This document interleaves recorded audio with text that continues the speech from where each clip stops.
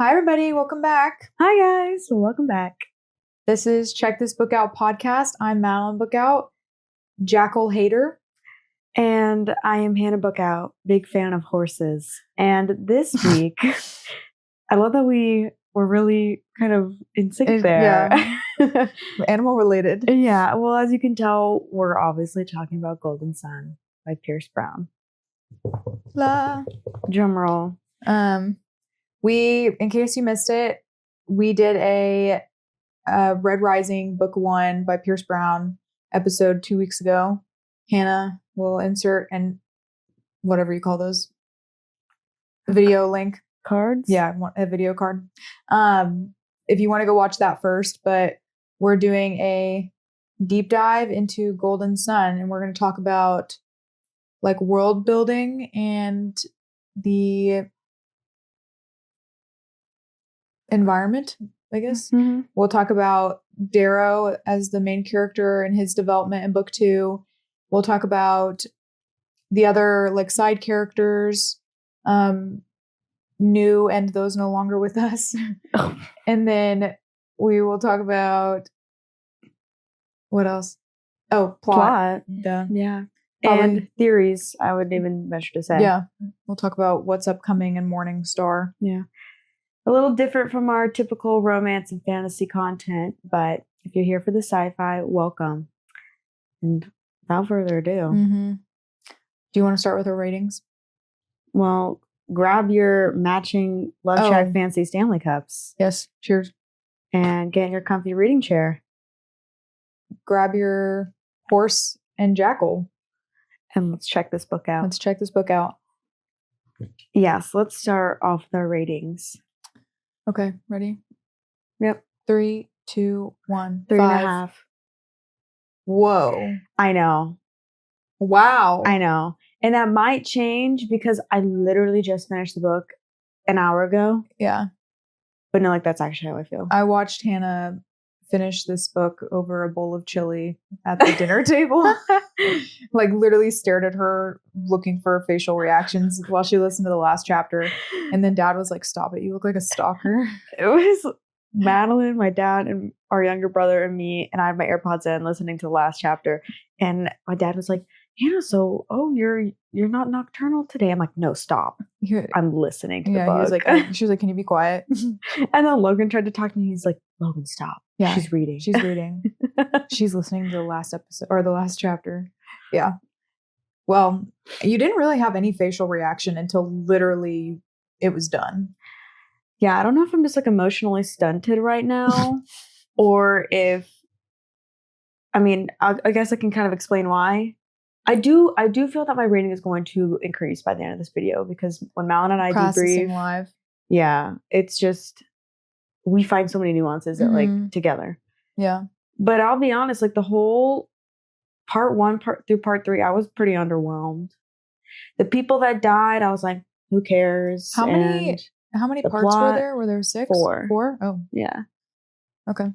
So that's why I gave it 3.5. Okay. Well, to give a brief summary for those of you who haven't read Red Rising in general, like this is going to be spoiler dumping everywhere. So yeah, read it and come back.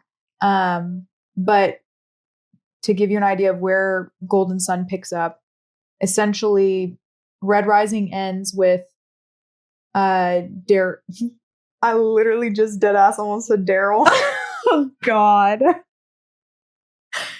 Darrow and crew graduate from the Institute, and Darrow accepts the Archgovernor's offer to become a part of his family, I guess. And that's how book 1 ends. Book 2 starts with Darrow graduating from the academy, which is like space war school, and 2 years time skip between book 1 and book 2. So that's where this book starts. Yeah. I forget what else I was going to say there. Do you want to kind of explain why you gave it 5 stars? Sure. I would say like the biggest difference between this book and last book for me, because I think last book I rated 3.5.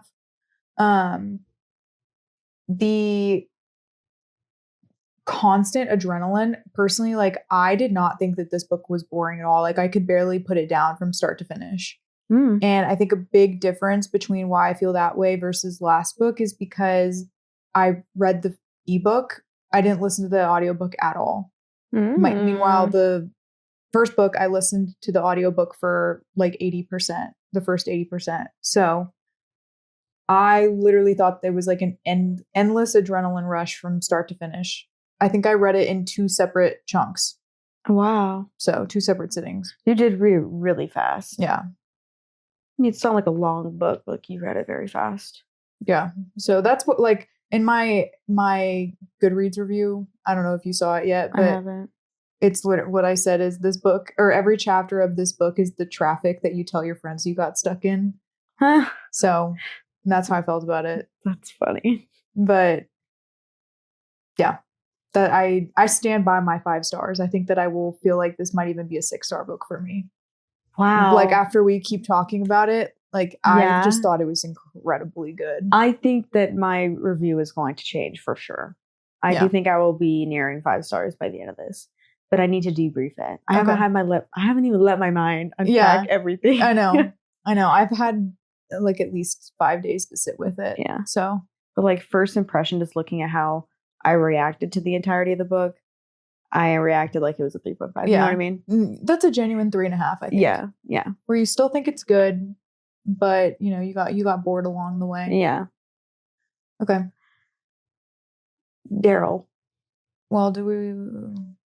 Oh, you want to do world building? Yeah, I think we should start with world building this time. Okay.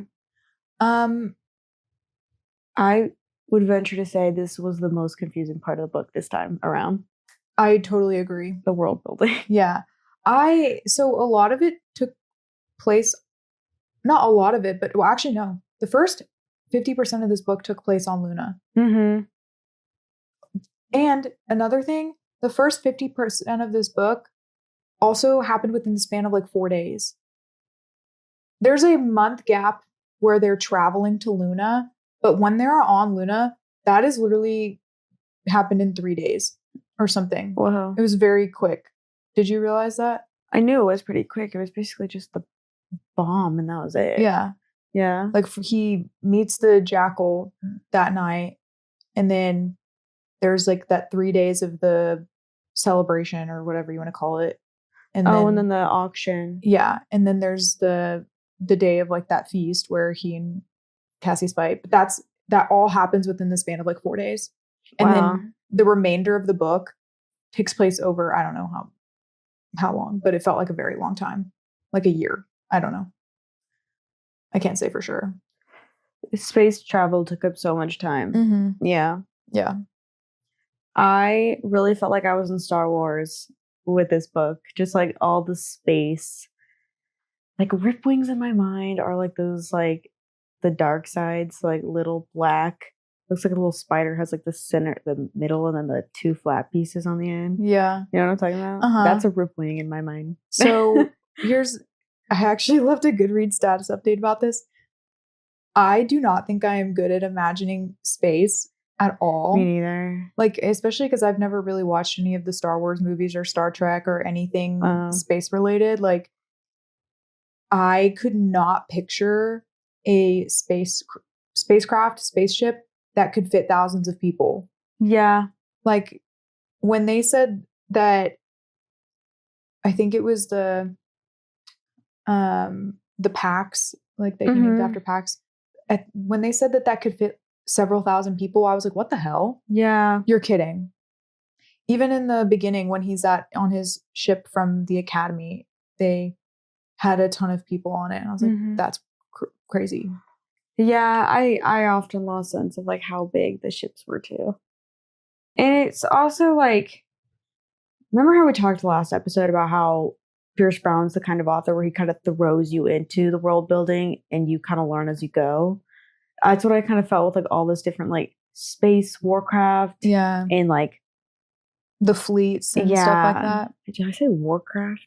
Aircraft. And space warfare. Mm-hmm.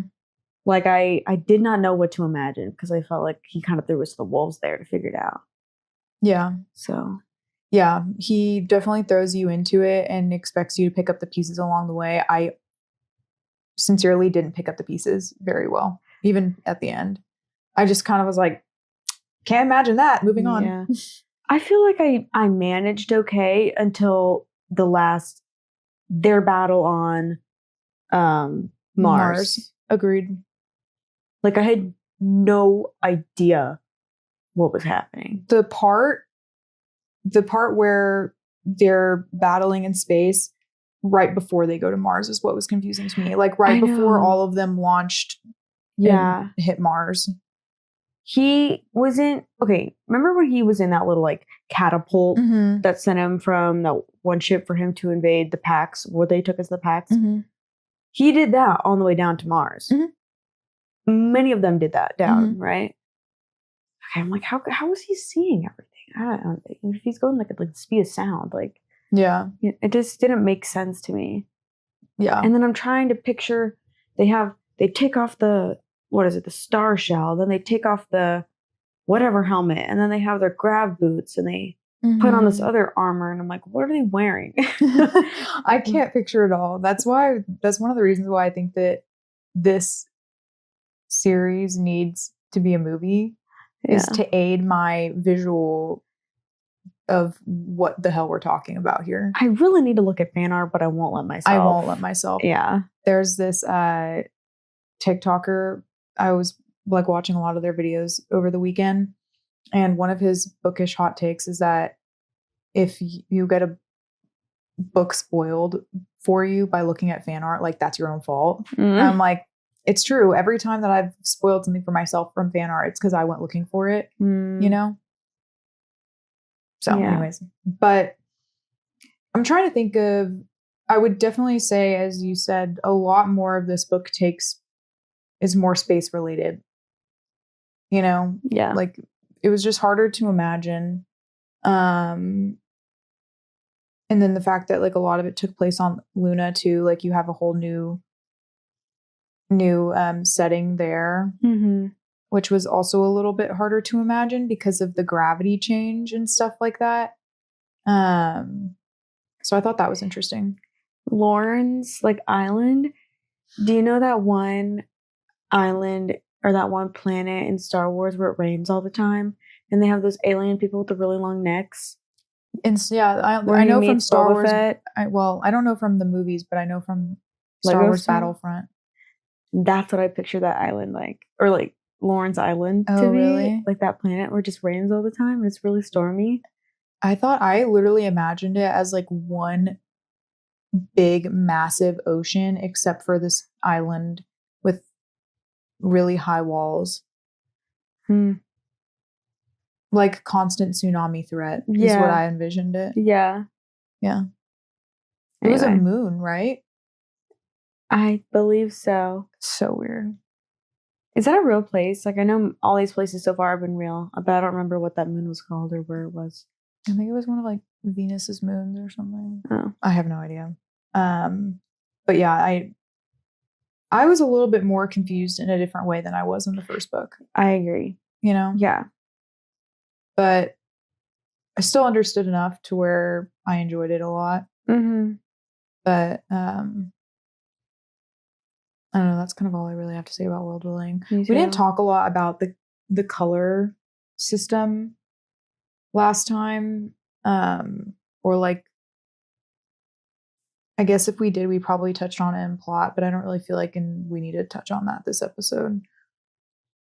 I feel like we could touch on like the politics. If you wanted to go into that. Sure. I would say what was so impressive and well done in this book was the political scheme and like the development from the first book. The way, I want to know if Pierce Brown has like a background like in studying government or history or something, because he just knew how to write this revolution so well. Yeah. And it made sense for who the Golds are and what kind of war they would be fighting. You know, like this civil war between families, like that greed. You know what I mean? Mm-hmm. Like when I found out that Darrow was starting like the civil war instead of just like bombs and stuff, I'm like, oh my gosh, you're a genius. Yeah, he was like, I'm gonna dismantle it from the inside. Yeah. And I'm just like, props to that. That was so well done. So you remember at the end of last episode, we were talking about we have no idea where the hell book 2 is going. Yeah, like that's no the thing I shit. would have never predicted. Yeah, no, really. And maybe that was really, I should have seen that coming, but I just didn't. I figured that Ares would be a lot more involved in like moving Darrow's hand and helping guide him in where to go next. But like he, again, flying by the seat of his pants. Yeah. For the whole first 50%, right? Like he's the one who's making all of these political, manipulative mind moves, you know? Yeah. I was really impressed by that. Like this, I mean, let's be frank, like this boy, I mean, can call a 20-year-old what you want, but this 20-year-old boy literally is manipulating the government from inside. And these are like grown ass adults that have like manipulated their entire lives. Yeah. And he is just there. Yeah. Sheep in wolf's clothing is that what it's called. I could talk about the politics of it all and like how well done I thought that was. And like the terrorism aspect too. Yes. That was interesting. Yes. And the jackal buying out all like the news. That was a big political commentary. Yeah. The media. Yeah, like that all the propaganda. I thought that was super interesting. I was like, okay, Hannah and I were just listening to the end of last week's episode or Red Rising episode to refresh ourselves. But at the end, one of the things that I say, and I talked about this with Nolan a lot too, was I did not know what the jackal's role was going to be from a, like, how is he going to continue to be a villain standpoint. Because I kind of thought maybe he would take a back seat. But from the get-go, with him being controlling the media and stuff, that was really interesting. Yeah. I think we're going to have to do a deep dive on Jackal in this absolutely. episode. Like, he needs to be discussed in thorough detail. Yeah. So before we go, I guess, into any further in that, we can talk about our main character, Darrow. Yes. Can I clear the air first? Yes. Everyone making fun of me online. I need to explain myself because it's bothering me. It doesn't hurt my feelings, but it's bothering me because clearly these people are just watching the TikToks and they're not listening to episodes, which is fine. No, I didn't read the book blurb. I didn't know this man's name going into this book. So when I hear an Irish man, I'm an American. I speak with an American accent. I don't speak Irish English. You know what I mean? I didn't automatically assume that his name was Darrow. That's not a common name. It's not a common name. It's not a common name. So it's my bad that I heard Daryl and rolled with it because I was listening to the audiobook.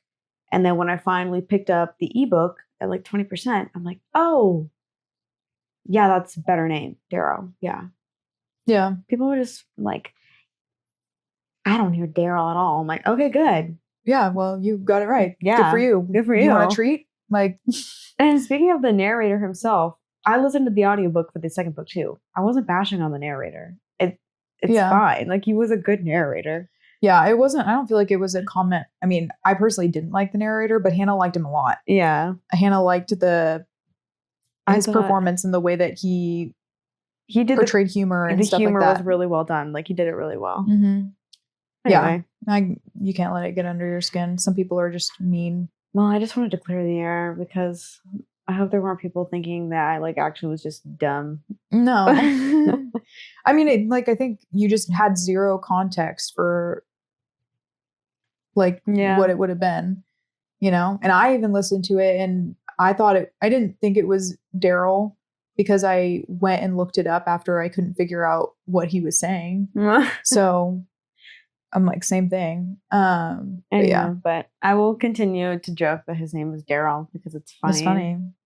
One of the comments that I did like that somebody made was that they liked the idea of pretending that Darrow had an evil twin, Daryl, that was committing like all the heinous acts that he does throughout the series. But some people were funny with it. They were like, Daryl, the Reaper of Mars. It was funny. Anyway, let us get into Daryl because Daryl. Oh my gosh. So one of my main complaints after book 1 was that I did not, or one of the reasons why I gave it 3.5 stars was that I didn't connect with Darrow at all in book 1. Complete 180 for me. Mm-hmm. I'm like so into Darrow. I still appreciate and love the side characters just as much as I did in the first book, but I've got him now. Yeah. He and I are friends. Mm-hmm. His mission is my mission. Reported for duty. I really love Darrow. He's a really good main character. I loved him in the first book, but like the second book, you just by far just love him more. Mm-hmm. I could talk about the same things that we kind of talked in the first episode, like his leadership ability, like his like fear and like humanity, his humility, and like his willingness to admit that he is wrong. All those same qualities that I found in him in the first book just persevered into the second in like such a deeper way. Mm-hmm. And it just was so good. He was constantly surprising me this book. Really? Which I think he did in the first book too, but in this one I felt like he was so alone, especially for the first 50%. Like, and he talked about how lonely he was all the time. I felt like he was not leaning on others as much for decision making until later in the book. And so that's one of the reasons why I appreciated his character so much more, because I felt like I got to know him a little better. I do think that another reason why I liked him more though was because I actually read the ebook rather than listening to it. I don't know why that had an impact, but it did. But oh my gosh, like he, for example, him when they're at that banquet went on Luna, and like he jumps up on the table and starts like accusing the Bolognas, is that what their name is? Of like conspiring against Augustus, House Augustus. I was like, oh my gosh, where is this coming from? I know, right? I was like, this is so fun. I know. I did not see that part coming at all. Like, no, like that's what I'm saying. Like, what are you doing? He kept surprising me the whole time. I thought he was really clever this book. He was very clever. Very. Kind of, dare I say, it kind of reminded me of like Aelin from Throne of Glass, where she kind of like does things behind everybody's backs, and it's like, holy shit, wow. Yeah. You know? Except people not people, but like the characters in Throne of Glass didn't get as mad at Aelin as people do at Darrow. Oh yeah. It's totally different world. Yeah. Yeah. I think that caused a lot of trust issues. Yeah. Oh, there is so much to get into. Oh my god. You already thinking you're a 3.5?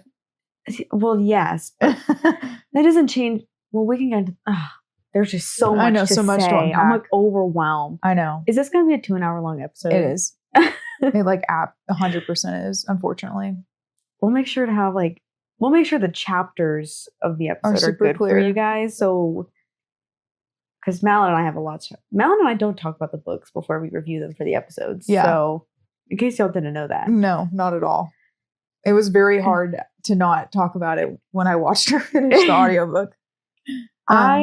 Where I want to start off talking about Darrow is his age again. We meet him when he's 16. He finishes the academy. Wait, is that correct? The Institute at 18. Institute at 18. 18 to 20 is that age gap that we don't have. And by the end of the book, he's 21. Holy crap. Like, does he become a different person? Like, really? Like, he still has the same, like, I thought it was so well done. Like, he still was the same person. Again, he still had those same qualities of, like, humility and leadership. Like, he was still Darrow. But he had become a gold. You know what I mean? Like, he had fully put on the gold show. Like, he was a gold through and through at that point. And it was just so well done. And his age, like, for example, in the last episode, we mentioned that, like, he acts really egotistical. Like, he's acting like a 16-year-old, but then he's also very mature and he says very mature things. And I thought it was very curious that somebody on our social media was like, you need to remember that 16 is middle-aged. Middle-aged for Red. I'm like, that's such a good point. That's true. That is so true. But he's still 16 years old. Like, that is still a kid. And then I was right. And I was like, thinking that in my head, I was like, but he was still a kid. Like, think about how much, like, 20 versus 16 is so different. And then finally, at the end of the book, when he goes back to see his mom, it all came to fruition of, like, Io was a child. You were a child. And, like, now you're an adult. Like, I won't get too much into the whole Io thing right now, but I just wanted to mention that because, like... Yeah, no, that's a really good point. 16-year-old Darrow was not an adult. He may have been middle-aged and, like, had to act like that, but, like, that was a whole-ass kid. And now he has been through hell and back, and now he is 21, and he's acting like a man. Yeah. I think that it is very apparent, as you said, there's that 2-year time gap, like, even though you don't get to see that character development and that growth that he experiences between the Institute and then when he graduates from the academy, like, it is so apparent, even from the first chapter of book 2, how much he has grown. Yeah. I think. Yeah. Also, when the fuck are we going to give this man an Oscar? Like, literally 4 years acting as a gold before, or 5 years before anybody found him out. Like, come on. Performance of a lifetime. Literally. That's crazy. Yeah. Yeah, no, I totally agree. I think the commentary about his age when he starts versus his age now and how much you actually see that growth in between. I had a lot less problems with the ego this time around. Oh, for sure. Oh my gosh. I actually highlighted in this book, not like quotes or anything, but different parts of throughout the book where I was like, had whoa moments. One of the things that I noticed was how much he talks about how afraid he is. Yes. All the time. Like, he's like, I'm flipping the hell out. Like, I'm sweating bullets. Like, I just was, I don't know. I don't know why that impresses me. No, same. Like, I think that's a admirable quality of his character. No, really. It just makes him so human. And you like, whenever he talks about how lonely he is or like how scared he is, you're just like, ugh. Like, you feel for him. That's like why his character is so well done. Like, his fear keeps him I wouldn't say, well, maybe a little bit relatable, but like, you sympathize for him. Oh, yeah. It's like heartbreaking. Yeah. I mean, how many times does he go throughout this series thinking his brains are going to be splattered against the wall? Like, yeah, he has the whole book. He has had near deaths like at least 5 times now, I think. Oh, yeah. Oh, yeah. I don't really have much more to say about Darrow individually. I do. Okay. Well, maybe it kind of goes into side characters too. Yeah, that's kind of what I think I'm at. Yeah, you're probably right there. I think we could kind of talk about the side characters from the way that they come back into the story, right? Like, okay. First, we have Roque. He's at the academy with Darrow. Tactus is at the academy with Darrow. We have new character, Victra, which is Antonia's half-sister. So I thought it was fun that Roque and Tactus were still with him in the beginning. I did not like Victra's character at first. Same. I didn't understand her. I didn't either. I was like, why are you here? Yeah. And I was like, oh, is she an Antonia 2.0? And she was like, gave that vibe a lot, but not all the time. And then he missed Sevro so much. Yeah. We love you, Sevro. I actually highlighted a quote where he says, I wish for Sevro the most. That's so cute. I know. I will say, are we kind of like talking about the characters entirely as we go through them? Yeah. I'm just kind of trying to remember which ones we want to talk about. Oh. Well, I could talk about Tactus real quick. Okay, yeah, let's start with him. Do you want to read your quote? No, I already said it. Personally, I wish for Sevro the most. Okay. Tactus? We're going to talk about his whole entire, role. Okay. Okay, I'll just say right off the bat, I did not cry or really feel sad when he died because he was never really made a likable character in my eyes in the first place. Agreed. Did we forget that he was a rapist? No, that was Titus. No, Tactus. Tactus did that too. I don't think so. Tactus is the one that had to whip him, and he whipped him back. Am I going crazy? Yeah, I don't think that he whipped Tactus for that, did he? It was something else. No, because Titus died before they ever had their little anti-slave group war band. The whole I whip you, you whip me was because of Tactus. Okay, you're right. But it wasn't that he actually did it. It's that he was about to, right? Yeah. Okay. Titus was the one that actually raped did. Quinn. Yes, multiple people. Yeah.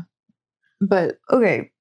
Near rapist confirmed versus actual rapist. In my head, I'm kind of I got them confused so much because their names are the same almost. No, but you're right. So, well, anyway, my point is just did we forget that he did that? Did we forget that he almost clearly I did. He yeah.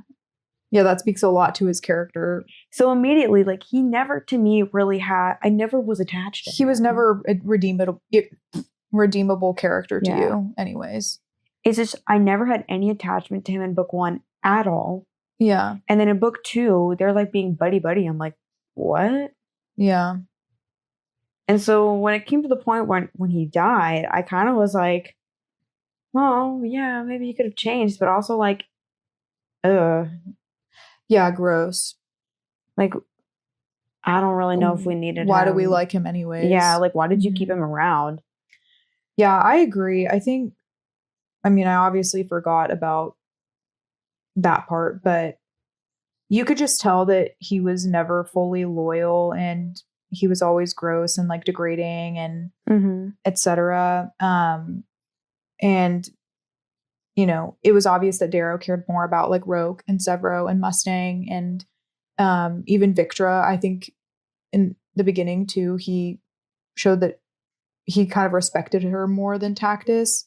I don't know why his betrayal still came as a surprise to me. It did to me too. But yeah, it's not that he wasn't really my favorite character anyways, but his death, I did cry, but not because he died. I was crying when he was crying and sobbing and giving Darrow a hug. That's what got me. I was that's emotional and felt very real and raw. And I like really liked that part. Yeah. The fact that he broke down and didn't end up, he was about to kill all the Lorn's grandchildren. That's what it was. Yeah.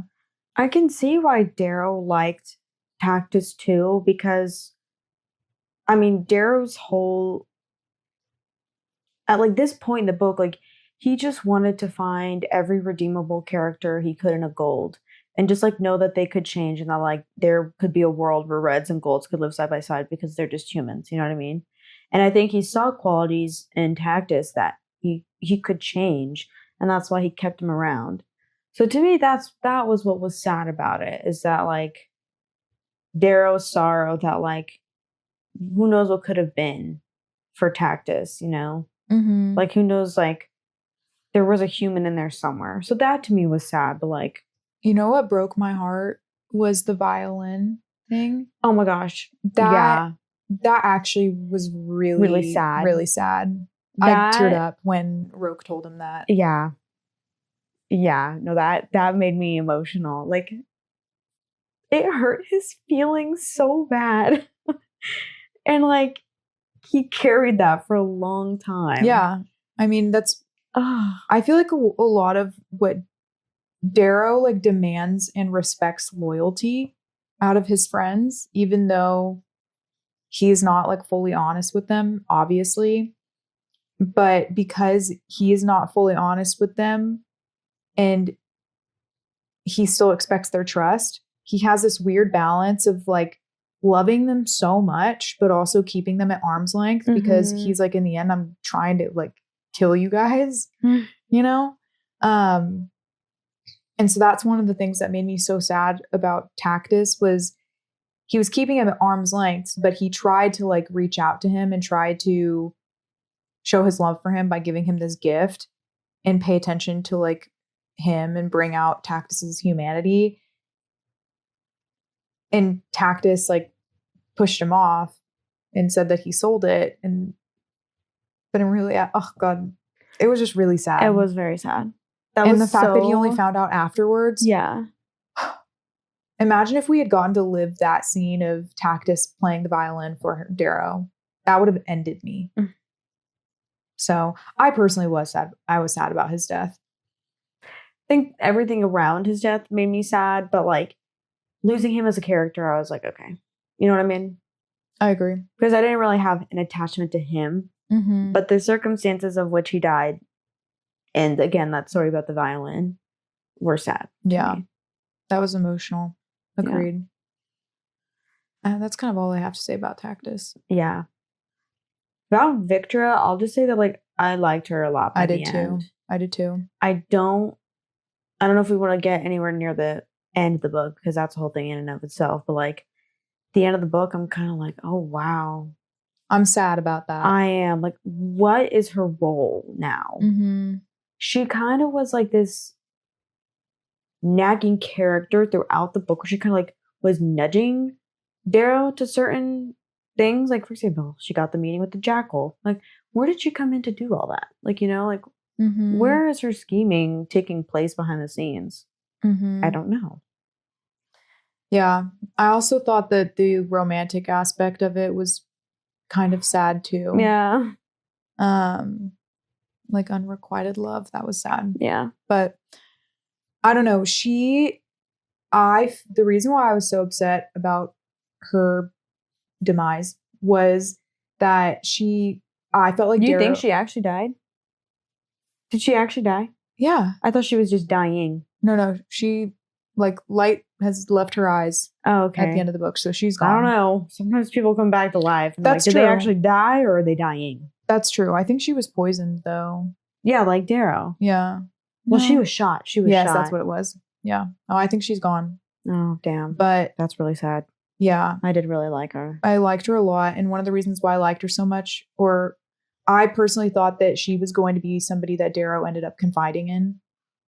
And so I know that that's kind of a moot point now, but I thought that she like had fully earned Darrow's trust in the end. But yeah, I agree. You're right with like her connection to setting Darrow up with the jackal in the beginning, and then at the end she just is just as betrayed as Darrow is. That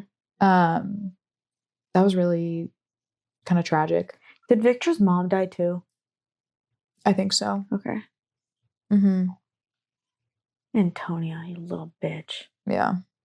I hate her. Ugh. But yeah, I wish we had more time with her. Me too. One book was not enough. One of the things I really liked about Victra was when he and her like start over, you know? Oh, he's like, And then, hi, I'm Darrow. and she's like, I love the smell of rain. And didn't he give her a rock that like kept the smell of like rain? Sorry, I explained that really bad, but yeah. Yeah, it was like something perfumed that like that was really sweet. Just as I said, he didn't have enough time with her. Yeah. What did he give the jackal? I can't remember. Was it ever even said? I don't think so. Before the sons came? I'm gonna look it up because I think you're right. I don't think that he said what it was. Yeah. At least in that chapter, it doesn't say. Because they invade right when he's opening it. I don't know if it's ever revealed. I don't think it was either. I'm going to assume that's significant in some way. Yeah. The only other place I can imagine it would have been revealed is like at the very end. Yeah. Which I didn't pick up on it then. It might have been actually in the last chapter. I felt like the jackal was wearing it or something. I'll have to go back and like read it and check up on that. I don't know. I agree. We'll have to fact check it. But I thought that was an interesting part of the story. Yeah. Any other thoughts on Victra? No, just rest in peace. You'll be missed. Yeah. I'm sad that we didn't get to experience more of her. Yeah. Roque. Dude, fuck that guy. Holy fuck, was that a roller coaster of a relationship? We listened back to the first episode and we had talked about like, oh, who's Darrow gonna tell first? Like Sevro, Roque, Mustang, and just like wondering how all these characters were going to continue into the second book. And I would never have imagined that this is where Roque was going to go.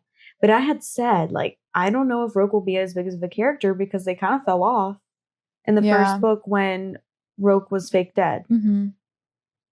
And to see him and Darrow very close in the beginning of the book 2, I was like, oh, good. Like, they're friends again. They were acting so brotherly and it was so heartwarming. But then Darrow just kept fucking up. That was one relationship where he just couldn't do anything right. Yeah, he really couldn't.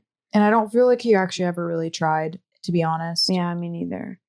And it makes me wonder why, kind of. Like, he did everything from the point of the beginning of the book to the auction night, or right before the auction, gala, whatever, of them being like such good friends and like remaining true to each other. And then that night when he poisons him, like that was like such a selfless act of love, despite it seeming bad.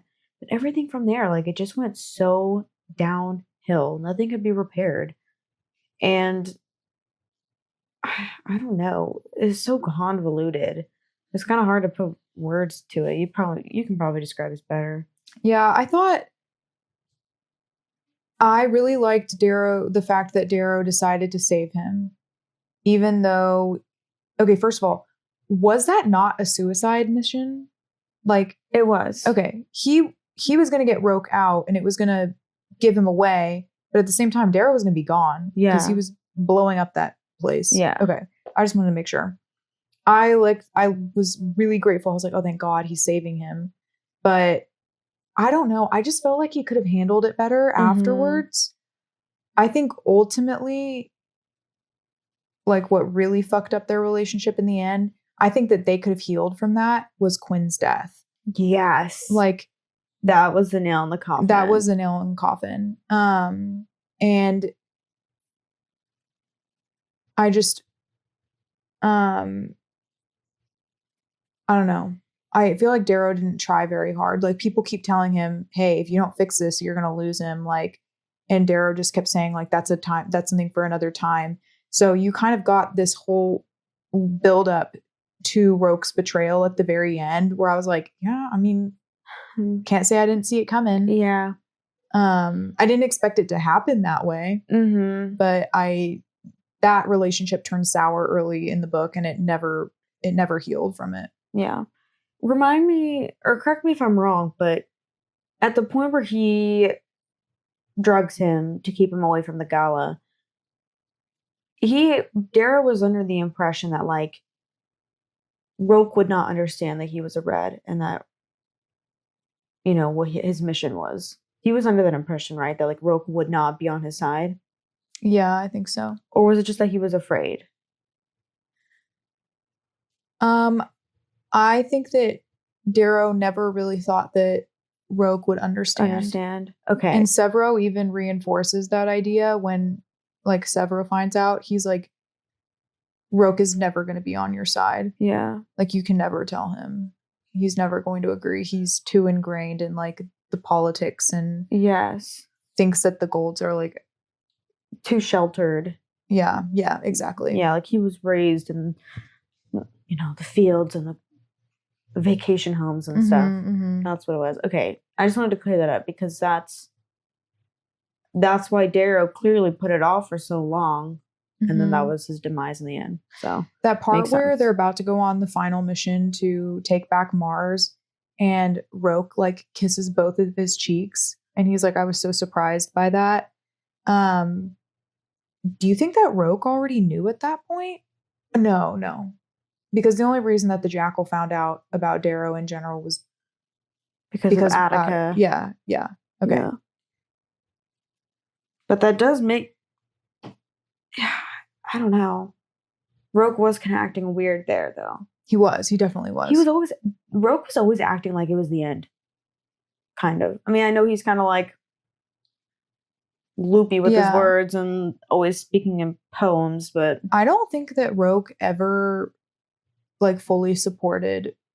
One, I think that, like, they kind of lost their trust in the middle of that book, or, like, throughout that book, but Roque made his dissent very clear throughout the book. He was like, I'm with a bunch of babies who won't stop arguing, and he was very, like, passive aggressive, and I don't feel like he ever fully supported Darrow, but Darrow never also took the time to, like, explain himself. He just expected Roque's loyalty. Yeah. Roque was never really one that I thought would be so involved in this kind of warfare to begin with. Like, it all seems very out of character for him. So the fact that Roque stuck around this long, honestly, was kind of impressive. Yeah, I think the reason why he did is because he was so good at it. At the very beginning of the book, Darrow says, like, while Roque struggled at the Institute, like, that was not his thing. The Academy and, like, commanding fleets and that stuff, like, that is his thing. That's what he's good at. That's where his strengths lie. I don't know.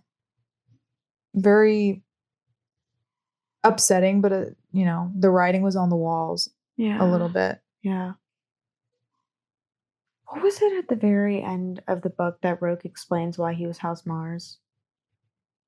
Do you remember? Do you want me to look it up? Low-key. When do you remember when? It was the last chapter. I'm pretty sure. Oh, do you want to know why they put me in House Mars? Yeah. Or have you ever wondered why they put me in House Mars? I'm not a typical draft. Most would put me in Apollo or Juno.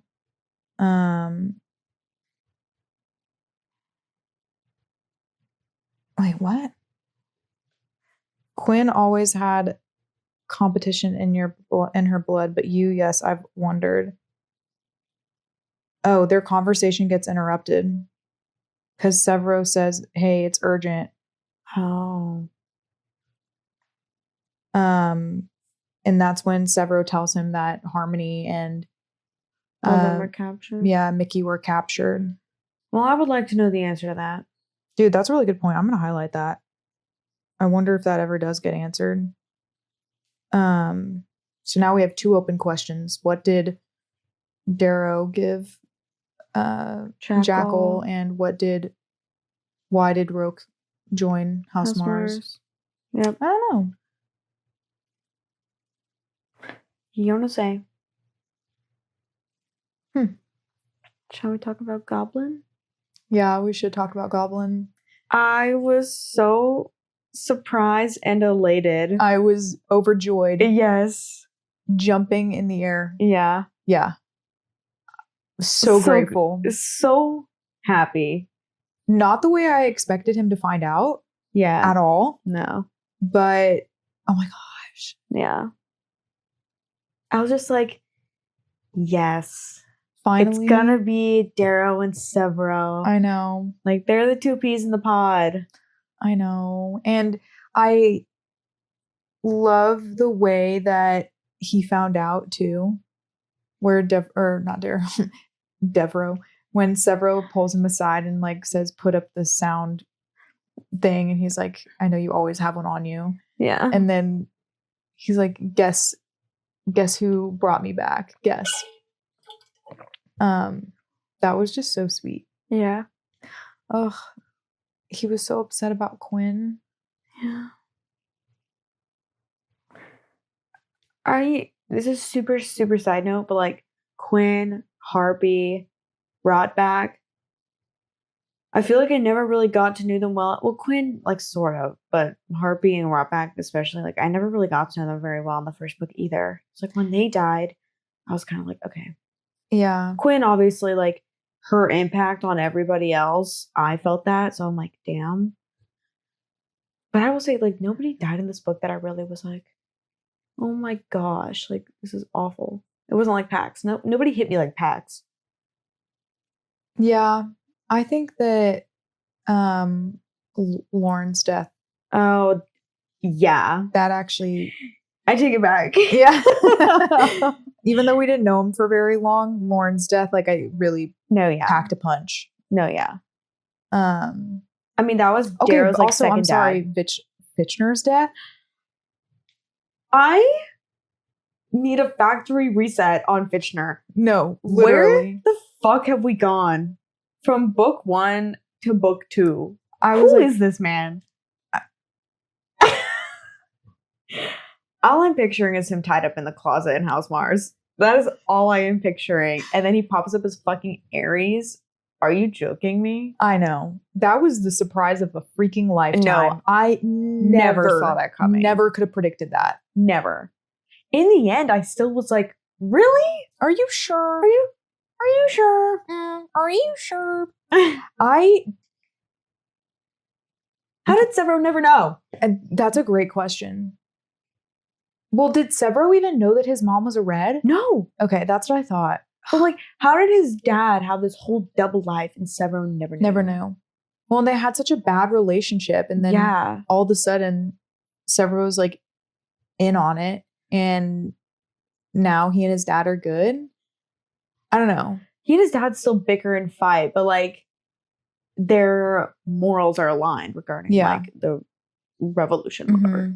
The way that Darrow finds out about FITCHNER, because FITCHNER's like, you fucked everything up. Like, I had it under control. Boyo. I know. I know. No, that was a really good scene. No, that was such a good scene. Oh, yeah. The whole point when Darrow was in that ship with them. Yeah. That was flawless. That was A1. Yeah. Yeah. Anxiety and anticipating. Yeah, I thought it was crazy that FITCHNER in the first book, when he's talking to Darrow, he's like, some people are just bottom feeders, and like, I'm a bottom feeder. Like, I've gotten as far as I could, and that's just how it is. And then all of a sudden he's on like Octavia. He was one of the knights. I can't remember which one. Rage Knight. Yeah, he was a Rage Knight. I was like, what? His personality didn't fit it. Like, yeah. To me, he's a scrawny, ugly man in like his 40s. Like, his image didn't fit it. I'm like, how did you get there? Yeah. I still don't quite understand. How he became Ares? No, how he became a Rage Knight. Yeah, like what he did to get that position. I know like he had to fight somebody else to win the position, but like, bro, how did you qualify? Dude, he's been playing the long game for forever. He is miles ahead of me. Yeah. Clearly. Yeah. Well, I just couldn't believe that he had been a guiding hand throughout the Institute. I was like, where the hell is Ares? Like, why hasn't he heard from him, you know? Yeah. It makes sense now why FITCHNER as like Proctor Mars was helping Darrow though now. I remember thinking that, like, I'm like, why is this man like telling him all this? Mm-hmm. Why is this random proctor coming down to the game and telling him, hey, by the way, like, you're gonna lose because so and so's winning out of all people? You know what I mean? Obviously, well, that's what I mean. It's like he was almost fighting against Darrow in book 1. Yeah. Like, he's the one who set Darrow up to be in the Institute. Yes. And he's the one that was like giving him advice and like helping him out. But at the same time, he was trying to keep him from winning. From doing it. Yeah. So I was like, what was FITCHNER's ideal situation for Darrow in the Institute? Yeah. Like, what was his ideal outcome? That is an amazing point. I don't know. His character is so confusing to me. Yeah. I'll be so honest. And I don't think we might get answers, but he's dead. He's dead. Sevro didn't know him. Harmony didn't know him. Maybe Dancer knows. I don't know. Is Dancer dead too? Oh, fuck. I don't know. I think FITCHNER is the only one that died, maybe. I think Sevro and Mustang are still alive. Oh, okay. You're gonna get mad at that person in the comments? No. For saying that Sevro died. Did you not see that? No, I did see that. We just need to talk about the end. I think we just need to talk about the end. We haven't even touched on Mustang though. I know. I feel like we can hold off a little bit. Okay. Then we need to stop talking about Sevro. Okay. To be clear, we haven't really talked about Sevro at all. We've talked about FITCHNER. I do want to make one comment on Sevro before we move on. One thing that kind of confused me was I didn't understand why, Sevro finds out, he tells Darrow he knows, and then, Darrow's no longer alone, and like he feels so happy and he's crying and they're having this little cutie reunion. And then like you don't really see them interact very much after that. In between Sevro and Darrow? Mm-hmm. Like you don't hear them conspiring very much. Like you don't see the behind the scenes of the decisions that Darrow is making leading up to them taking back Mars. Yes. I thought that he and Darrow would be colluding a little bit more and you would see those behind the scenes conversations that they're having to like plan, but you didn't see that a lot. I don't think any part of this book really gave you the behind the scenes planning. That's true. Of like the critical scenes, you know what I mean? Like Pierce Brown just threw you into it. You know what I mean? So I don't think that was like that's one of the reasons why I feel like we were probably so surprised and didn't see what was coming was because we weren't a part of any of the strategy, like the strategic decision making. You're right. Mm-hmm. We were just a bystander. Yeah. In Darrow's brain. Yeah. Okay. Yeah, we can move on from Severo. Well, let's talk Mustang. Shame on you, Darrow, for thinking that Mustang would betray you again. You think she didn't in the end? Oh, no, I mean in the beginning. Like, the way Mustang comes back into the picture, he thinks that... remember.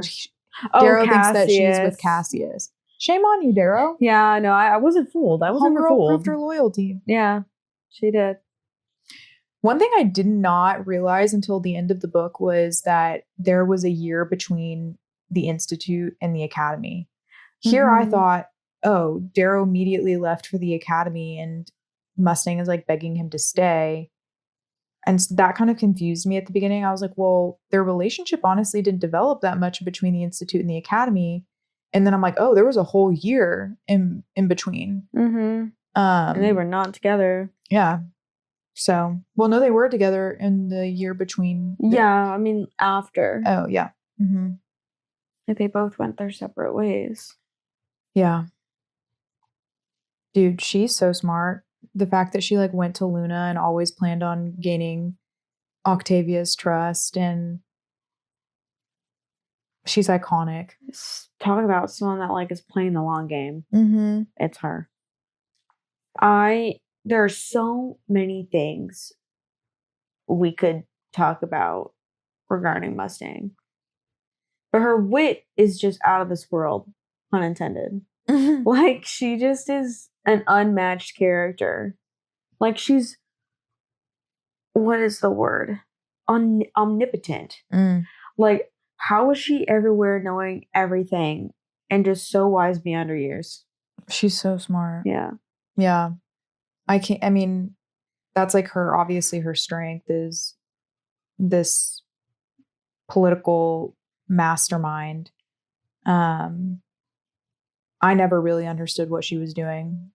You know how Darrow and Mustang were kind of always on the same wavelength, that they would realize things at the same time as each other. I was so behind. I was like, I still don't get it. Yeah. Somebody explain it to me, because I don't know what's happening. There was a really cute scene during the war at the end, where they land in the valley back at the Institute, and Darrow and Mustang are like kind of talking back and forth, like it could be a trap, it could be a this, or it could be a this, and everyone behind them is like, what is going on? Yeah. We don't mean, and they're just like looking at each other like, we know, and they're just like, it's a trap. Yeah. Like, it's just, again, like they just bounce off each other, and it's fun to see them like they have great chemistry. Yes. I know. I was so happy when they finally got together, like right before the end. Same. I felt so much pain in my heart for Darrow, like having to push her away. And like he made such like the mature emotional decision to do that, despite how lonely he was, to not let them get involved. Yeah, not to pursue it. Yeah. And it was so heartbreaking, because like you could just see he just became more lonely after that. Because the shit with Roque had already gone down. Yeah. And Tactus betrayed them. Yeah, like Quinn was dead. Yeah. Everything was going downhill, and then that was just like another nail in the coffin, really.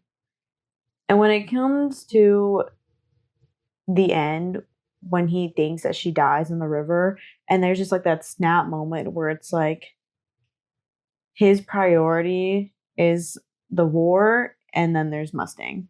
And I'm just like, oh my gosh. I know. He loved her so much. Yeah. He really, when he was gonna die in that ship with the Sovereign and everybody, and he was like, tell Mustang and EO I love them. Oh my god. That broke me. That's like a book core memory for me now. Oh my gosh. Yeah. Bro. Oh my god. I know. FITCHNER's like holding him. Holding all of the pieces of him together. Idiot boyo. Boyo. Whatever. Oh my gosh. I know. That I forgot about that part. I mean, I didn't forget about it, but that was such like a beautiful moment. Yeah. I was like, yeah. I love that he is able to love them both, you know? Me too. I don't know. There were parts of this book in the middle, I guess, where I didn't feel like we got to see Mustang as much. I agree. She was kind of in and out. Yeah, she kind of was. Like they would have these moments where I was like, oh, they're flirting and they're being cute and they like each other. And I literally remember saying to Nolan at one point, I was like, all I want is for them to get together. Like, that's all I want right now. And then it finally happened and I was like, yeah. But there were sometimes that moment or that scene where she walks in and she's wearing like her kimono. And oh yeah, she was like, please just like open up to me. And he was like, I can't. I thought it was very interesting that she was so aware of his relationship with the jackal, like that they were conspiring, you know? Yeah, she told him to be careful. Yeah. Yeah. We'll have to talk about the jackal next, but I'll finish up on Mustang. Where do you think she is at the end of the book? Or I guess, like, what do you think her intentions are now?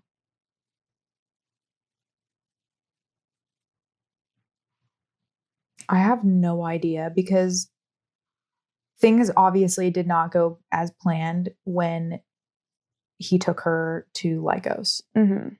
Do we want to just talk about that right now? That whole part? Yeah.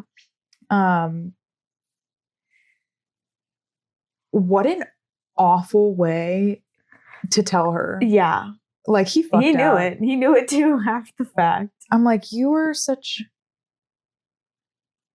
a shrimp. Like, Yeah. you shouldn't have done it that way. Yeah. Like, imagine how much differently she would have reacted if you had sat there and really told her. Mm-hmm. So I don't blame her for being so pissed off. Yeah. Again, another time where he kind of just like buries his own grave with his friends. He just doesn't know how to balance. Yeah. You know, protecting them and loving them. You know. That was really smart of her, though, to like send her location with the ship. Yeah. And then follow him into the garden or whatever. Mm-hmm. I don't know. I just was like, of all the ways that you were, like, it was obvious that he was going to tell her eventually. Of all the ways that he could have done it. I didn't imagine that being it. Yeah. I never thought he would go home like that either. No, I didn't either. Whole chapter or scene really rubbed me the wrong way, I'll be honest. Oh, really? I cried the whole time. No, it just felt so alien for him to be back there. Oh, I see what you're saying. You know what I mean? Like, it just felt uncomfortable. It was uncomfortable. I felt like I was in Darrow's shoes, like, uncomfortable. Mm-hmm.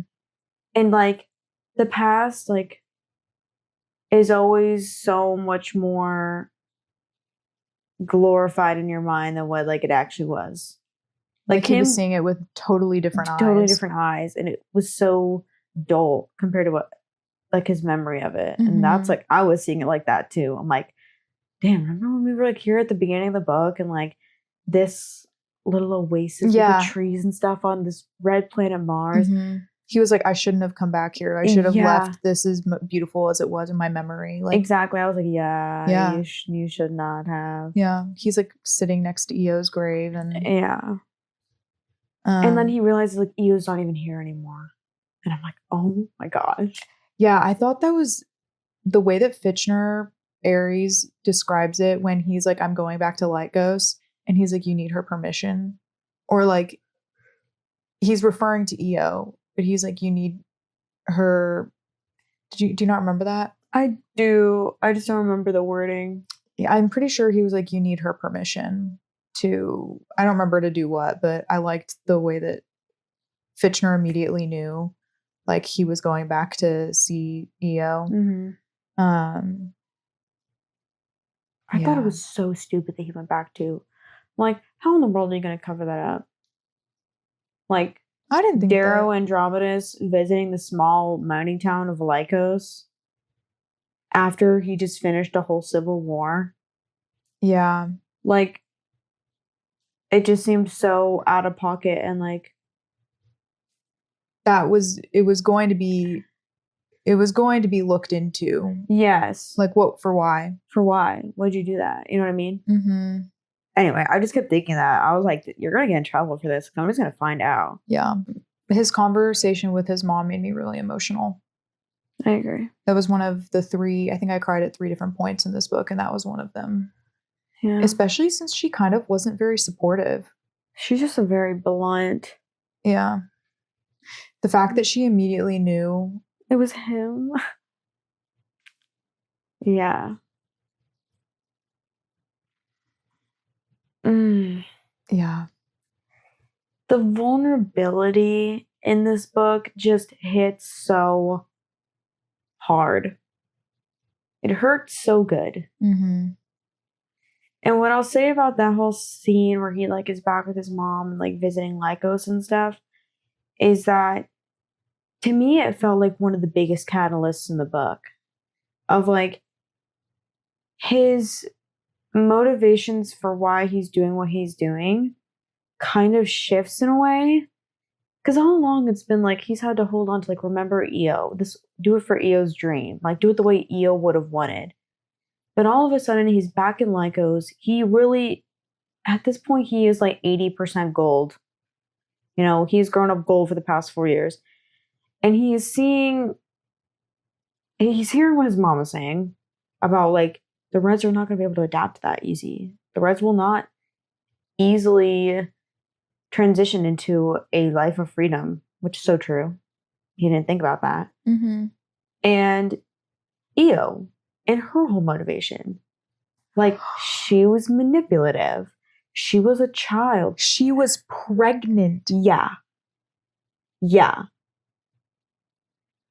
That was it. I actually did cry at that part too. It's fucking crazy. Yeah. And the way that Harmony just like casually drops that on him and like to manipulate him into suicide bombing. Yeah. No, yeah.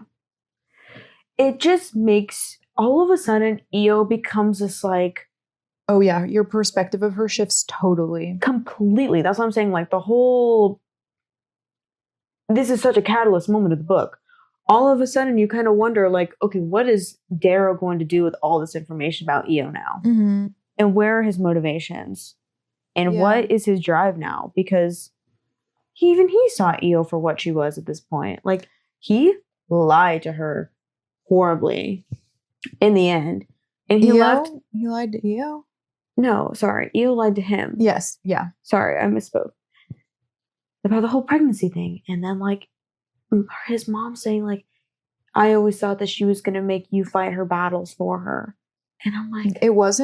It made me appreciate his relationship with Mustang more because at the end of the day, what Darrow and Io had together was not a partnership. No. Like, she forced his hand. Yeah. She used herself as a weapon and basically, like, held the gun to his head and said, like, you're going to do this by killing herself and their child. Yeah.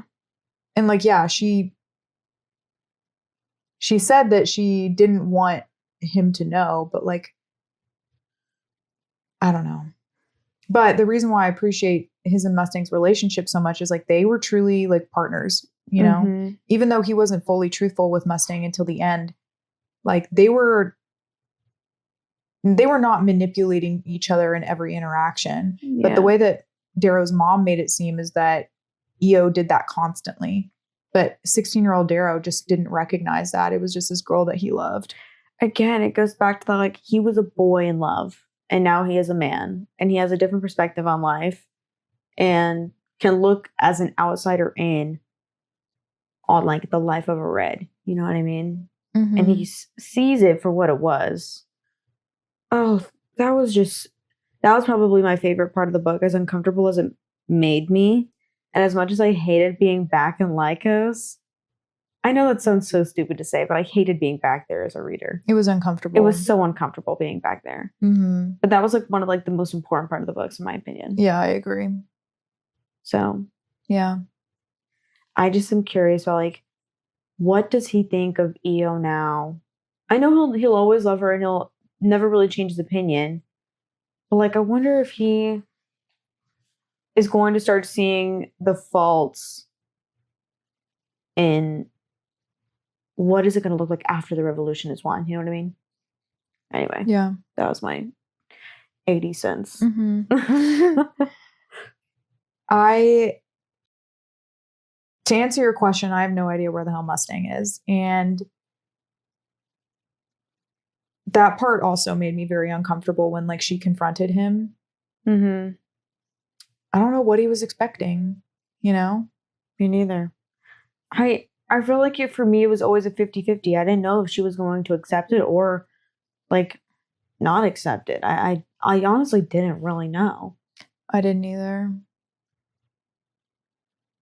And in my heart, I kind of feel like she's going to come around to it. Agreed.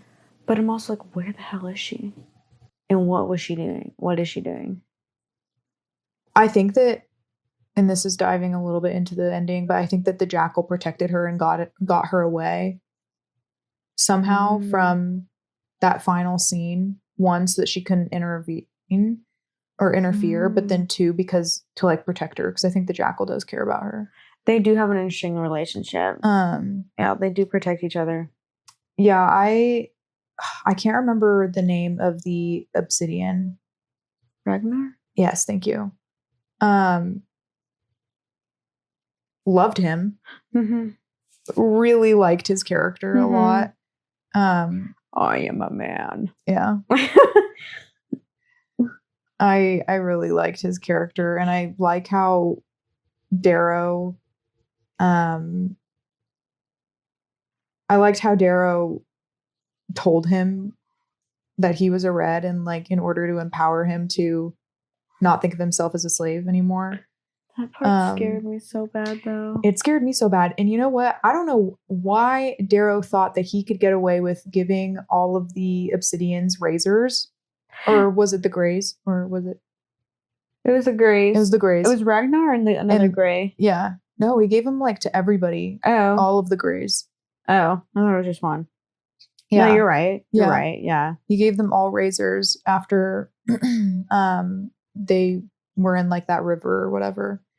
What did he think was going to happen? Like, of course, people were going to not turn a blind eye to that. Yeah. But I really liked his character, and I like how Darrow spilled the beans to him, and I like how at the end that he was basically giving Ragnar like, hey, you have autonomy, like you have free will, like you are not a slave. And that's why at the end they had this struggle when Mustang was like holding a gun to Darrow's head, and Ragnar was about to kill her for like threatening Darrow's life. And Darrow's like, well, shit, I told him he had a choice. Like, and Ragnar's like, this is me using my autonomy. I'm going to kill Mustang. Yeah. So I liked that. I mean, obviously I'm happy that he ended up standing down, but I liked that that kind of was a full circle moment. I don't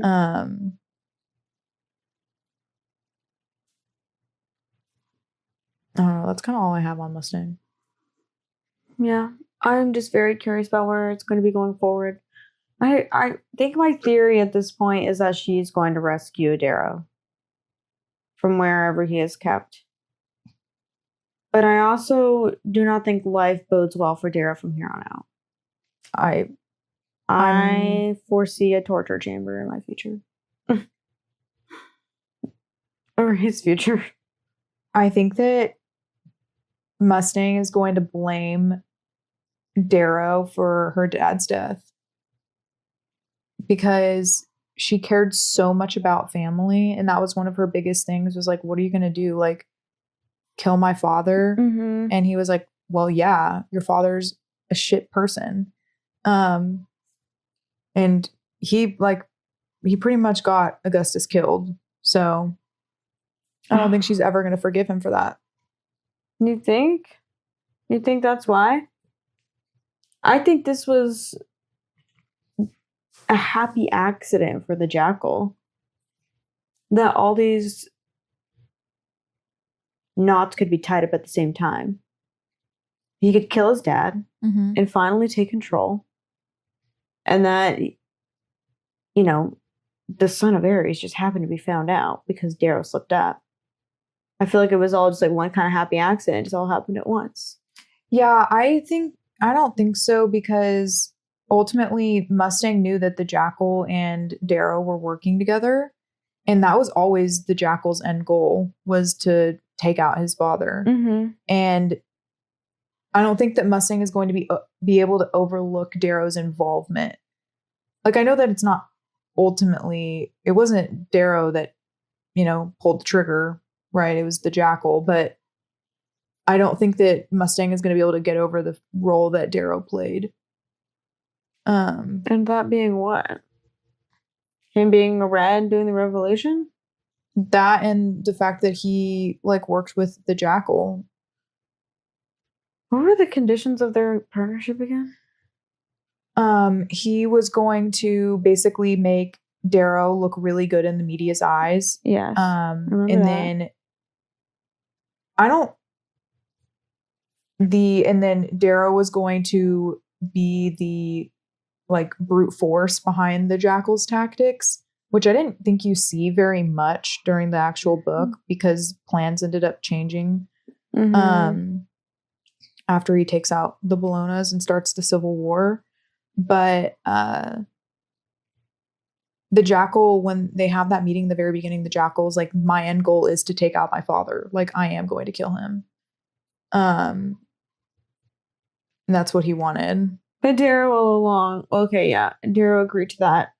And Darrow was like, well, Faking that's it. kind of my end goal too. Well, but also it's like, you can't kill him yet. I need him. Mm-hmm. Darrow was going to try to play both sides. Yeah. Okay. I see it now. Oh my gosh, there's just so much to unpack. It's kind of overwhelming. Yeah. That's what I'm saying. Like, literally, there was not a minute of this book where something was not happening. That's why I couldn't put it down. I think the only other side characters I want to talk about before we go into like the plot points we haven't already gotten into is Pax's dad and brother. So funny. The ferret? Yeah. No, the fox. I think it was a fox. Oh, was it a fox? Mm-hmm. The jelly beans? Hello? Like, I thought that was hysterical. They're just like two bald guys. Like, yeah. I really liked the comedic relief that they brought. Yeah. And the fact that they loved Darrow so much, even though Darrow felt responsible for Pax's death. And I really liked Mustang's relationship with them too, because they kind of grew up together. Yes. So I thought that was all very sweet. Mm-hmm. I agree. Moving on. Moving on to what next? I think we just talk about the ending and things will wrap up. Yeah. Actually, sorry. I think an important part that we haven't talked about, we've talked about like how the Civil War, like how Darrow like orchestrated that, or that he did it, but we haven't talked about how I predicted at the beginning when they started talking about Lorn and like the Willow way. I told Nolan, I was like, he's gonna learn eventually. Like he's gonna end up being taught the Willow way by this Lorn guy. I just know it. And then he and Cassius are dueling, and then all of a sudden he whips that out. I was like, oh shit. Yeah. And he took off Cassius's arm. I was like, damn, that's hard as fuck. Yeah. I really liked that scene. Me too. I liked that scene a lot. Me too. So for a second there, I did think that Darrow was going to join Octavia's little group. I did too. I was like, is he going to switch tactics here? Like, I really thought he go was. for the sovereign instead. Mm-hmm. But he played his card safe. Yeah. Octavia's crazy. Yeah, she's a nutto. I can't believe she escaped. It's giving Zodiac Academy. No, literally. The never-ending the literal invincible villain. Yeah, and now we have the Jackal and and Octavia and the Bolognas like all on one side. Except all of the Bolognas are dead now except for 2. Cassius and the mom. Yeah. Oh, and there was that one part where Cassius was like, you killed all the children. I can't believe you did that. And Darrow was like, what? I'm confused why Darrow was confused. He knew the only surviving people were Cassius and his mom. Yeah, it wasn't. I think that maybe he was confused because Darrow's not the one that killed them. That other family did. Oh, the telemanus. Uh-huh. Yeah. No, it wasn't. It wasn't Pax's family.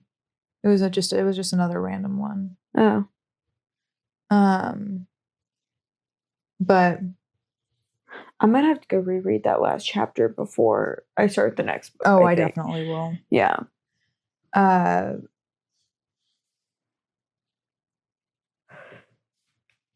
forgot what I was talking about.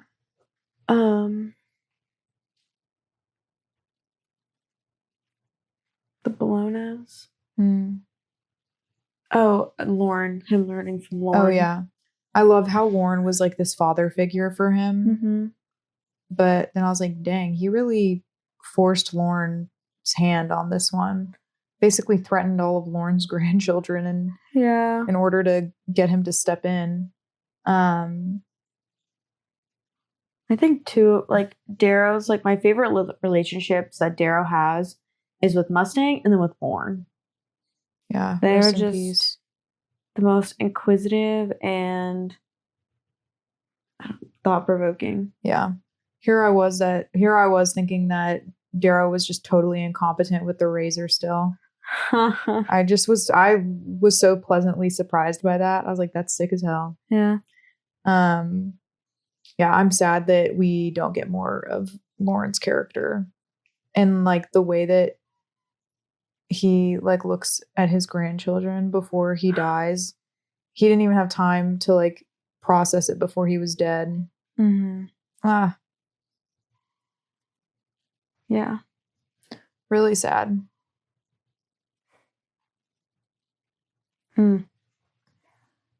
There's just so much that happens at the end that like all back to back.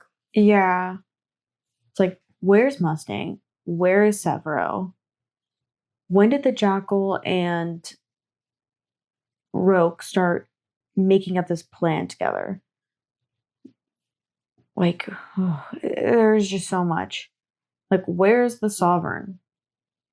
I think she's back on Luna, huh? I suppose. Yeah, my biggest questions are like, where is Mustang and Sevro? Yeah. Sevro, I'm very scared for his safety. I am too. Because if FITCHNER, pretty much everyone knows that FITCHNER was his dad, right? Mm-hmm. Yeah, so. Yeah. They're going to think that he's part of Son's berries for sure. They are going to be looking for him. I'm not going to lie. I think I'm going to skim those last couple of pages really quick. We took a brief intermission to reread the last chapter. And we have some more clarity about kind of. Question for you. What gave him away on Attica? I think that he just poorly executed the Son's ambush. Yeah. Like, I know he tried to set up the jackal's captain or whatever, but he didn't do it well enough. Yeah. Yeah. Okay. I didn't know if there was like a specific thing that he did or said that gave him away. I'm sure we'll find out. I wonder if it has to do with the gift that he gave the jackal. Maybe. Who knows? Yeah. As for Sevro, though, he's not far. I remembered after rereading that. He and Ragnar are close by somewhere. Mm-hmm. And I know earlier today you were just saying that maybe the jackal had like hidden Mustang. I don't think that's true. Yeah, clearly she escaped from. Clearly he had nefarious plans for her too. I agree. And she escaped. So I think he does care about her, though. I mean, maybe I think not. so too. But I don't think she cares about him. Still a psychopath. Oh yeah, absolutely. He would pick himself over her, I think. Any day. Yeah. So. Wow. I'm trying to think if there's any like big plot points that I wanted to talk to you about, but I forgot about. Yeah.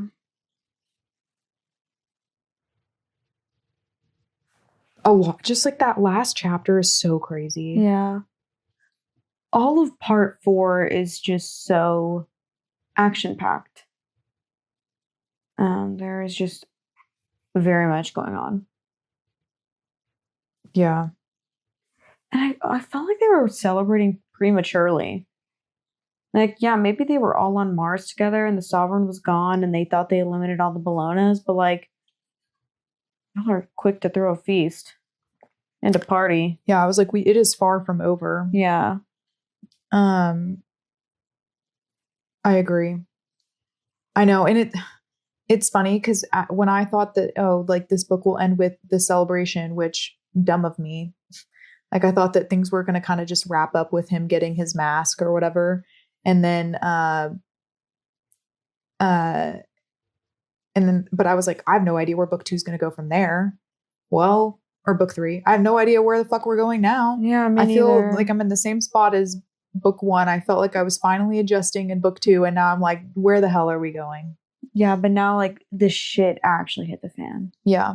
Like how is the rebellion or the revolution going to continue without FITCHNER or Darrow? Like Darrow's found out now. Yeah, all of FITCHNER's like connections and spy network, and like that's all gone now. Mm-hmm.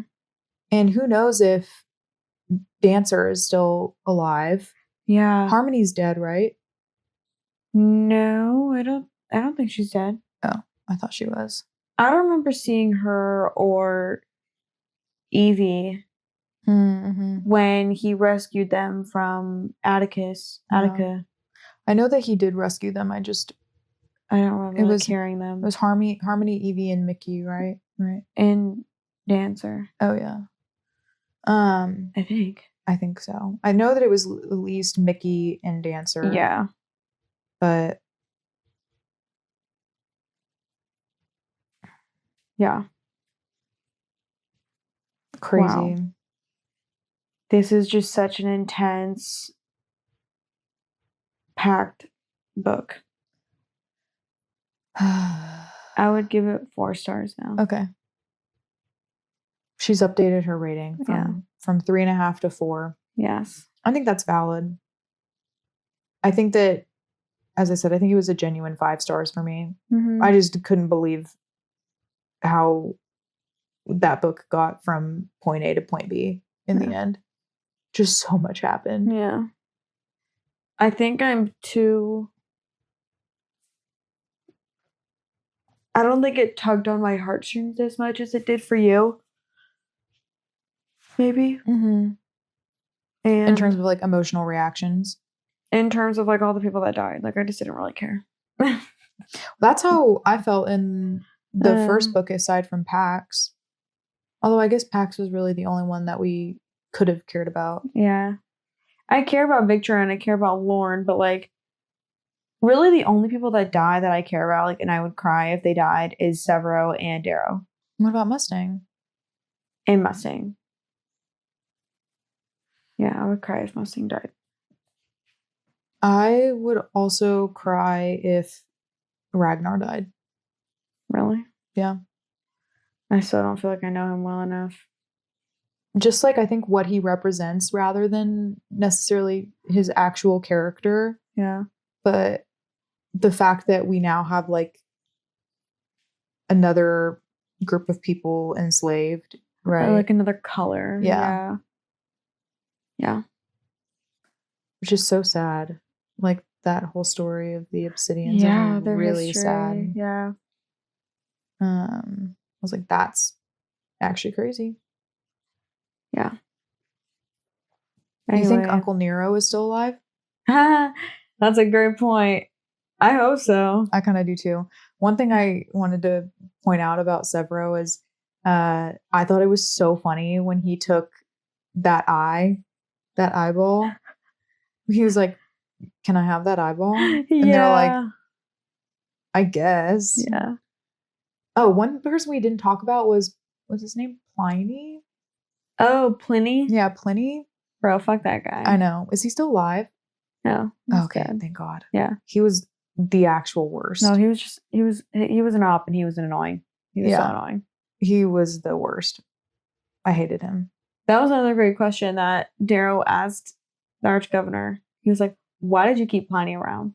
Mm-hmm. And he was like, for show.